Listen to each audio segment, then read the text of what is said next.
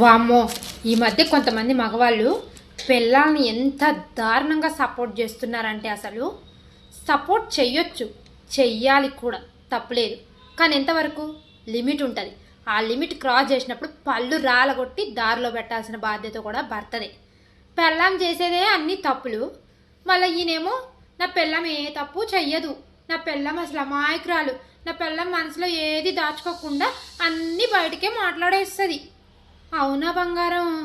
ఏది దాచుకోకుండా బయటకే మాట్లాడేస్తుందా?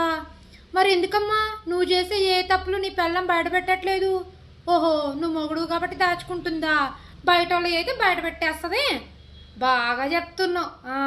ఇప్పుడు కొత్తలో ఉన్నావు కదా, ఏం అర్థం కాదు, అలానే ఉంటుంది.